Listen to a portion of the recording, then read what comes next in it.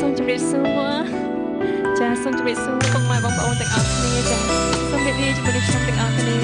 មានសង្សារជាព្រានារីចាអរគុណ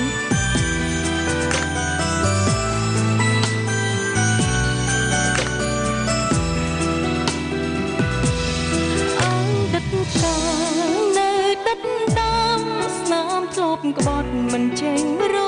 លុកគ្មានថ្ងៃឈប់ព្រោះបងជាព្រានារីបងសន្យាប្រាប់ថាតែក្រោយខ្នងក្បត់គ្រប់នាទីស្រឡាញ់អូនតែធ្វើឲ្យអូនយំមានសង្សារជាព្រានាជាងនាងក៏ត្រូវតែទ្រាំវិញទីល្អមានតែធ្វើក៏ត្រង់មានសង្សារជាព្រានារីគ្រប់នាទីត្រូវធ្វើមនុស្សងងបើធ្វើដឹងមានតែជឿចាប់ខ្លួនឯង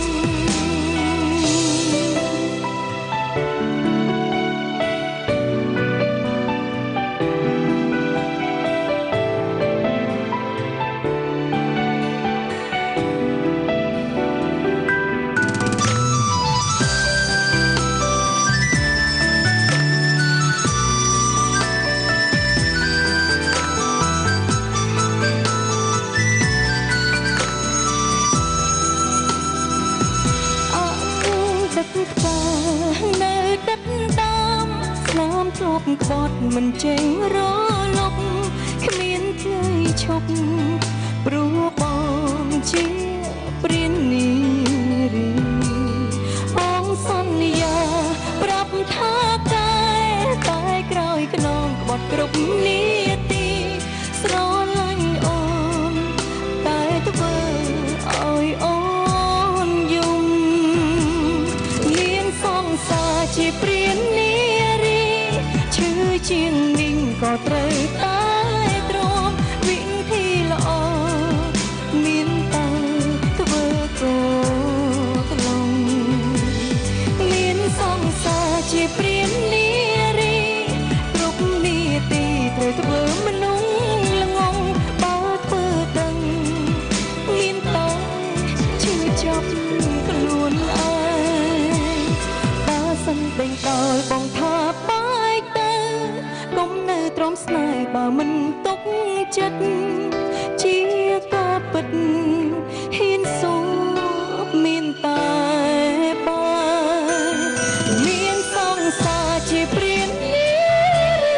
ឈឺជាងនាងក៏ត្រូវតែទ្រាំវិធីល្អមានតែធ្វើក៏ត្រង់ជាព្រានារីគ្រប់នាទីត្រូវធ្វើមនុស្សល្ងងបើធ្វើដឹងមានតែជឿចាប់ខ្លួនឯងបើធ្វើដឹងមានតែជឿចាប់ខ្លួនឯង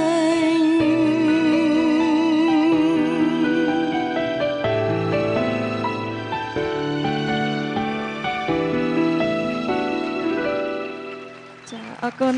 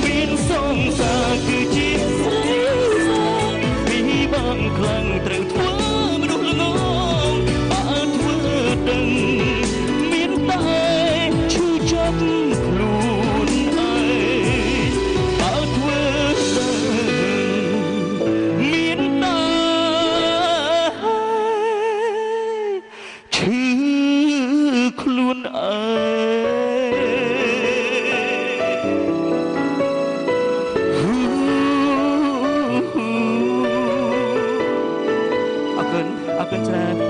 អរគុណស្រីទៀតហើយខ្ញុំបាទសូមអនុញ្ញាតគោរពជម្រាបសួរដល់វត្តមានរបស់បងប្អូនទាំងអស់ដែលបានអញ្ជើញមកទស្សនាទីនេះផ្ទាល់ព្រមទាំងជម្រាបសួរដល់ពុកម៉ែបងប្អូនដែលកំពុងតែតាមដានទស្សនាតាមគេតាមផងដែរអរគុណខ្ញុំបាទមានអារម្មណ៍ជម្រាបសួរថ្ងៃនេះមានអារម្មណ៍រំភើបហើយសប្បាយរីកមែនទែនញ័រជើងមិនចឹងអរគុណបាទបន្ទាប់ពីបានស្ដាប់បទចម្រៀងរបស់លោកខាន់ជេមមានសង្សារជាស្រីស្អាតជាការពិតមិនមានភាពងាយស្រួលប្រហែលទេនៅពេលដែលយើងមានសង្សារជាស្រីស្អាតព្រោះថាអត្តចរិតស្រីស្អាតភាគច្រើនតែងតែមានការថាឃើញអត់ចង់ដៀងឬស្អីទៀតហ្នឹងមែនទេបាទហើយខ្លះគាត់រៀងទម្រើសច្រើននេះគឺជាចំណោទបញ្ហាក៏ប៉ុន្តែអ្វីដែលបរិសុទ្ធត្រូវការតែងតែត្រូវការស្រីស្អាតតែជាអ្វីសុំសួរលោកខាត់ចែមវិញបើមានសង្សារចង់បានសង្សារជាស្រីស្អាតឬក៏យ៉ាងណាធម្មតាតែចង់បានសង្សារជាស្រីស្អាតហើយប៉ុន្តែស្អាតហើយត្រូវស្អាតចិត្តទៀតនឹងបានល្អចា៎បាទចឹងមិនគេថាចេះស្រីស្អាតមានល្អមានអាក្រក់គុំបន្ទោសស្រីតែទាំងអស់បាទអត់ទេបងរតនាក៏កំពុងតែគិតថាចេះសាច់រឿងគាត់ដូចអញ្ចឹងគាត់កំពុងតែចង់ឌៀមតាមដល់ខ្ញុំមួយជីតាមពិតទទួលស្គាល់ថាបាទនារីបច្ចុប្បន្នគឺជាគេហៅថាប្រកែធ្វើឲ្យបរោះលងណាស់អរគុណលោកខាន់ជេមមានបទចម្រៀងច្រើនបទទៀតនៅក្នុងកម្មវិធីរបស់យើងហើយកម្មវិធីរបស់យើងក៏នឹងមានសំណួរមួយចំនួនដើម្បីសាកសួរអំពីបញ្ហាជីវិតសិល្បៈក៏ដូចជាជីវិតឯកជនរបស់លោកមួយចំនួនផងដែរអរគុណនៅវគ្គក្រោយកម្មវិធីរបស់យើងនឹងផ្ដល់ជូននៅបទចម្រៀងជាបន្តក៏ប៉ុន្តែនៅពេលនេះសូមពេលវេលាសម្រាប់មួយផ្លេតសិន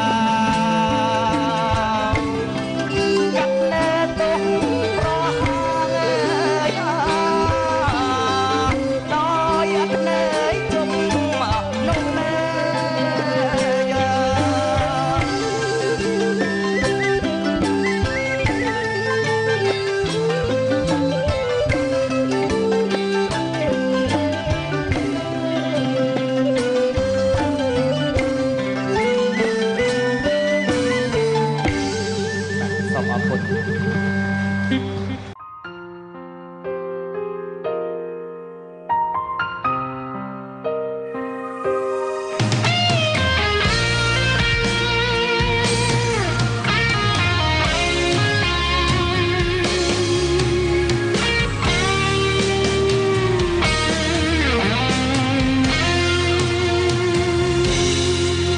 ពេលអុយអូនដល់ចិត្តពីរូបគេម្នាក់នោះបេះដូងឈឺហូមព្រមអូនសូមក្បត់បងមួយផ្លែស្រឡាញ់អូនមិននឹកស្មានក៏លយ៉ាងជ្រៀកចិត្តបែងចែកហូរហេតុដែលអូនធ្លុយស្រឡាញ់គេអូនប្រាប់ថាអូនត្រូវការបងដូចតែគ្នាតែសូមថែគេពេលនេះអូនសូមក្បត់ស្នេហាទឹកភ្នែកបងហូរថ្លែងហួចិត្តជីវ៉ា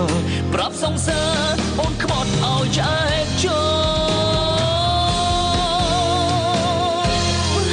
សង្សារខ្ញុំសូមក្បត់ចិត្តមួយផ្លែ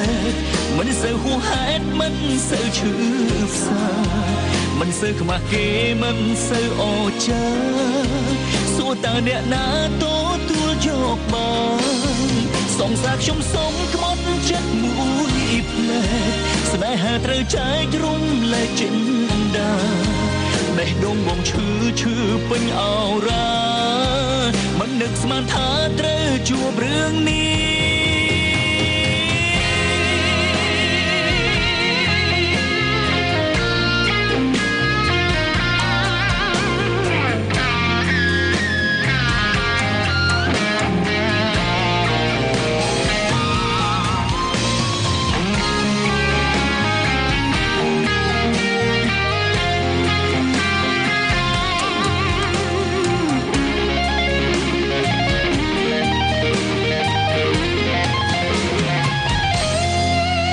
ចិត្តខ្លួនឯងដែលតែងតែផ្ដល់ដងឡៃស្នេហ៍តែងតែព្យាយាមថែក្លាយស្នេហ៍រីងរាយរស់រួយកុំស្មោះត្រង់នឹងស្នេហាមិនដែលខ្វល់ខ្លាចស្ដាយក្រោយស្នេហ៍អើយពេលនេះគេសុំដងឃ្លីអូនប្រាប់ថាអូនត្រូវការបងដូចតែគ្នាតែសុំថែគេពេលនេះអូនសុំក្បត់ស្នេហាទឹកភ្នែកបងហូរថ្លែងហួចិត្តជីវ៉ាប្រាប់សង្សារអូនក្បត់ឲ្យឆ្អែតចូលសង្សារខ្ញុំសូមក្បត់ចិត្តមួយផ្លែមិនសូវហួសហេតុមិនសូវឈឺផ្សាមិនសូវខ្មាស់គេមិនសូវអចាសួរតើអ្នកណាទទួលយកបានសង្សារខ្ញុំសូមក្បត់ចិត្តមួយផ្លែស្នេហាត្រូវចែករំលែកចិន្តាបេះដូងបងឈឺពេញអរ៉ាមិននឹកស្មានថាត្រូវជួបរឿងនេះ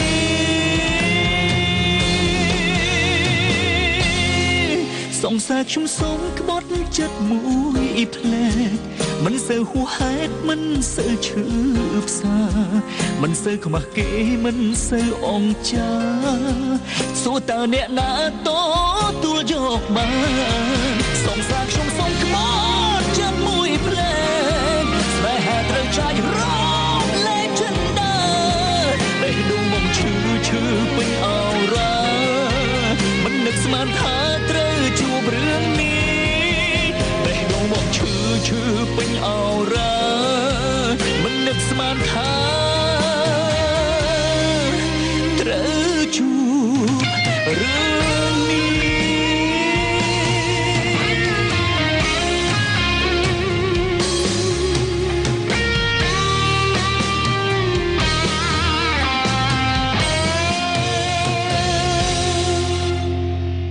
អរគុណ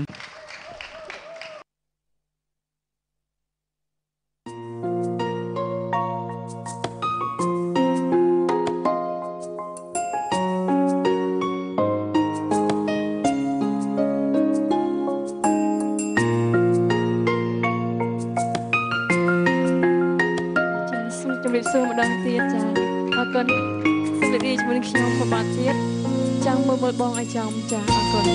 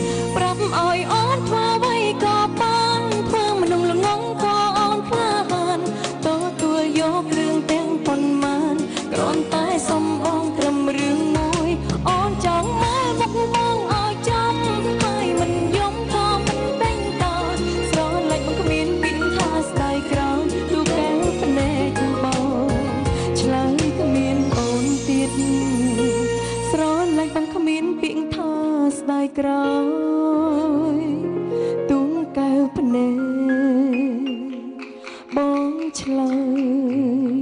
គ្មានអូនទៀត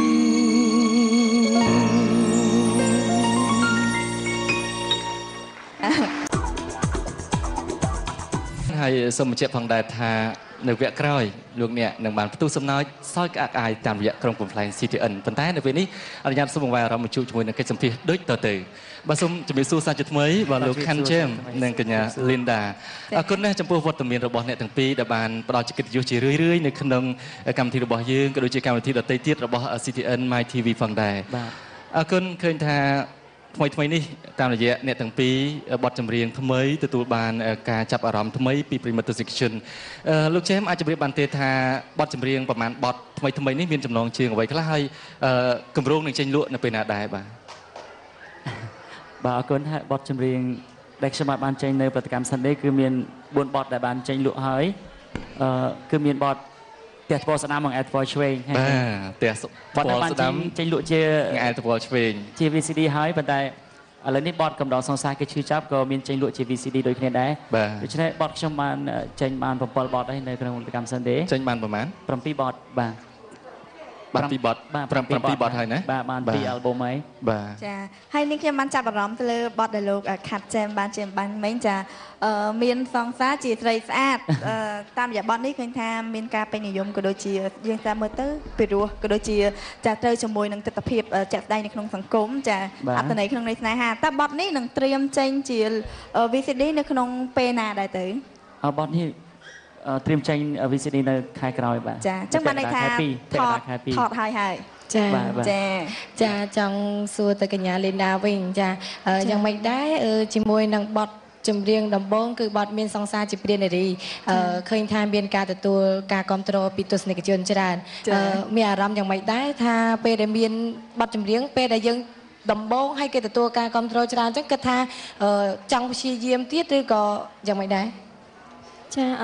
ចំពោះនាងខ្ញុំគឺនាងខ្ញុំមានចិត្តសប្បាយរីករាយមែនទែនដែលនាងខ្ញុំបានចេញនៅអាល់ប៊ុមដំបូងរបស់នាងខ្ញុំហើយមានបទដែលបងប្អូនគាត់ពេញចិត្តនិងគាំទ្រខ្លាំងចាអរគុណហើយនាងក៏សូមយកឱកាសនេះអរគុណដល់បងប្អូនទាំងអស់គ្នាដែលបានគាំទ្របទនេះផងដែរចាហើយសម្រាប់នាងខ្ញុំគឺនាងខ្ញុំនឹងត្រៀមក៏ដូចជាត្រៀមវឹកហាត់សម្លេងរបស់នាងខ្ញុំជាបន្តទៅព្រោះថានាងខ្ញុំជាតារាថ្មីអញ្ចឹងនាងខ្ញុំតែតែមានចំណុចខ្វះខាតខ្លះអញ្ចឹងនាងខ្ញុំត្រូវតែបំពេញបន្ថែមទៀតចាចុះបទថ្មីមានចំណងជើងអ្វីខ្លះដែរសម្រាប់កញ្ញា Linda បានចេញលក់នៅតាវទីផ្សារប ទដែលបានចេញបងចាបទថ្មីដែលបានចេញលក់រួចរាល់ហើយចាសម្រាប់នាងខ្ញុំគឺនិយាយទៅគឺបានចេញនិយាយថាទាំងអស់ណាបងណាដែលបានចេញលក់គឺ5បទហើយចាគឺមានបទមានសង្សារជាព្រានារីចាយំអង្វរបងសងការស្រឡាញ់មកអូនវិញនឹងដល់ពេលបែកទើបប្រាប់ថាបងមិនមែនជាមនុស្សល្អនឹងមានទៀតប៉ុន្តែសម្រាប់ថាចេញជា VCD គឺចំនួន2បទហើយបងគឺបទមានសង្សារជាព្រានារីនិងយំសងការស្រឡាញ់មកអូនវិញចាដល់ទើបតែចេញចាប្រហែលជាចេញម្សិលមួយថ្ងៃបងបាទចេញជាមួយនឹងវត្តបង Khan James ដែរចាទើបតែចេញថ្មីទៀតណាចាបងចាបាទអរគុណហើយសូមផ្ដល់ជូនបាទចំពោះ Linda ទៅដល់ដួងចិត្តទស្សនិកជនផងគ្រប់គ្រងសិល្បៈខ្មែរទាំងអស់គ្នាធ្វើម៉េចបាទជួយគ្រប់គ្រងម្នាក់តិចទៅធ្វើឲ្យវិស័យសិល្បៈនៅក្នុងប្រទេសកម្ពុជារបស់យើងមានការរីកចម្រើនឡើងជាបន្តបន្ទាប់អរគុណណាស់ចំពោះលោក James និងកញ្ញា Linda ឃើញថាពេលវេលារដូវកាលចូលឆ្នាំខ្មែររបស់យើងសល់តែប្រហែលខែទៀតទេបាទលោក James អាចជម្រាបជូនបានទេថាចំពោះខាងផលិតកម្មលោកមានកម្រោងឬក៏បានថតនៅបទចម្រៀងដែលតាក់ទងទៅនឹងរដូវចូលឆ្នាំទៅទេបាទគឺមានខ្ញុំបាទមាន3បទនៅក្នុងវល់ចូលឆ្នាំបានថតហើយនៅបាទគឺបានថតរួចរាល់បាទជាចង្វាក់អ្វីដែរទៅជាចង្វាក់កន្ទ្រឹមចាចង្វាក់កន្ទ្រឹមចាចុះកញ្ញា Linda វិញចាមានបងចំពោះនាងខ្ញុំមាន2បទដែរណាចាបងចាបាទអរគុណអញ្ចឹងចំពោះអ្នកដែលចូលចិត្តរំកំសាន្តបាទនៅរដូវកាលចូលឆ្នាំខាងមុខនេះនឹងបានរំសប្បាយជាមួយនឹងចង្វាក់ថ្មីរបស់អ្នកទាំងពីរក៏ដូចជាតារាចម្រៀងផ្សេងទៀតនៅក្នុងផលិតកម្ម Sunday ផងដែរអរគុណដោយសារតែពេលវេលាខ្លីណាចំពោះអ្នកទាំងពីរមានជាពេចឬក៏ជាសារអ្វីដើម្បីផ្ដាំផ្ញើក៏ដូចជាថ្លែងអំណរគុណជូនទៅដល់ប្រិយមិត្តទស្សនិកជនជាពិសេសគឺមិត្តយុវវ័យដែលតែងតែគ្រប់គ្រងមកកាន់អ្នកទាំងពីរសូមផ្ដល់ជូនទៅខាងបងអូនស្រី Linda មុនបាទសូមជឿចាជាចុងក្រោយនាងខ្ញុំក៏សូមអរគុណដល់ CTN ចាដែលបានផ្ដល់កិត្តិយសជូននាងខ្ញុំអរគុណដល់បងប្អូនទាំងអស់គ្នា ជាពិសេសគឺអរគុណដល់បងប្អូនទាំងអស់គ្នាដែលបានគ្រប់គ្រងនាងខ្ញុំចាជាពិសេសគឺបទមានសង្សារជានារីចាអរគុណដល់បងប្អូនខ្លាំងមែនតើចាអរគុណចំពោះផ្ដល់វត្តមានផងដែរចាអរគុណដល់បងប្អូននៅគេហដ្ឋានផងដែរចាក៏ដូចជាផ្ញើបទដែលនាងខ្ញុំបានបកស្រាយក្នុងថ្ងៃនេះជូនបងប្អូនទាំងអស់គ្នាហើយបទនាងខ្ញុំដែលបានបកស្រាយក្នុងថ្ងៃនេះគឺបទចង់មើលបងឲ្យចំហ្នឹងគឺអត់ទាន់ចេញលក់ទេចាតែត្រៀមនឹងចេញលក់នៅក្នុងពេលឆាប់ៗនេះផងដែរចាអរគុណចាចុះលោកចែមីងអរគុណបាទចំណែកខ្ញុំបាទវិញសម្រាប់ថ្ងៃនេះផងដែរក៏មានអារម្មណ៍រំភើបហើយសប្បាយរីកបំផុតដែលឃើញស្នាមញញឹមនិងសម្លេងទះដៃហូរកញ្ជ្រៀវដល់រូបខ្ញុំបាទអរគុណយ៉ាងជ្រាលជ្រៅហើយក៏សូមជូនពរក្នុងឱកាសឆ្នាំថ្មីចូលឆ្នាំច័ន្ទខាងមុខនេះសូមជូនពរឲ្យពួកគាត់ជួបតែសំណាងល្អទាំងអស់គ្នាហើយអរគុណចំពោះការគ្រប់គ្រងដែលតែងតែគ្រប់គ្រងដល់រូបខ្ញុំបាទដល់កម្លាំងចិត្តដល់រូបខ្ញុំបាទគ្មានអ្វីក្រៅពីពាក្យអរគុណហើយក៏សូមជូនពរទៅប៉ុណ្ណេះឯងអរគុណច្រើនហើយជូនពរដល់ពិធីករទាំង3ផងដែរអរគុណដល់ស្ថានីយ៍ទូរទស្សន៍ CTN ដែលតែងតែផ្ដល់កិត្តិយសដល់ខ្ញុំបាទជានិច្ចអរគុណចាហើយសម្រាប់យើងខ្ញុំទាំង3នាក់ក៏ដូចជាជំនួសមកឲ្យទស្សនិកជនទាំងអស់សូមជូនពរឲ្យអ្នកទាំងពីរកាន់តែមានភាពជោគជ័យនៅក្នុងអាជីពជាអ្នកសិល្បៈផងដែរចាអរគុណខ្ញុំបាទសូមបន្ថែមបន្តិចដោយសារVCD អាល់ប៊ុមថ្មីរបស់ខ្ញុំបាទទើបតែចេញលក់នៅក្នុងវល់119បងប្អូនអាចរកទិញទស្សនាបានជាមួយនឹងបទកំដរសង្សារគេឈឺចាប់និងបទកុំដើម្បីបងធ្វើដើម្បីខ្លួនឯងកុំដើម្បីបងពេកនឹងបទដើម្បីបងរបស់កញ្ញាសុកពិសេសជាមួយនឹងកញ្ញាលីនដាផងដែរកុំភ្លេចនៅវល់119បទកម្មសិនទេផងដែរបាទអរគុណណាស់ចំពោះអ្នកទាំងពីរបាទប្រិមិត្តទស្សនិកជនជាទីគោរពនៅវគ្គក្រោយសូមកុំភ្លេចត្រៀមខ្លួនសើចសប្បាយទាំងអស់គ្នាតាមរយៈក្រុមកំប្លែង CTN ដែលជាការនិពន្ធនិងដឹកនាំការសម្ដែងដោយលោកសវណ្ណធីហើយលោកតាវិទ័រប៉ុន្តែនៅពេលនេះកម្មវិធីរបស់យើងសូមពេលវេលាសម្រាប់ Impression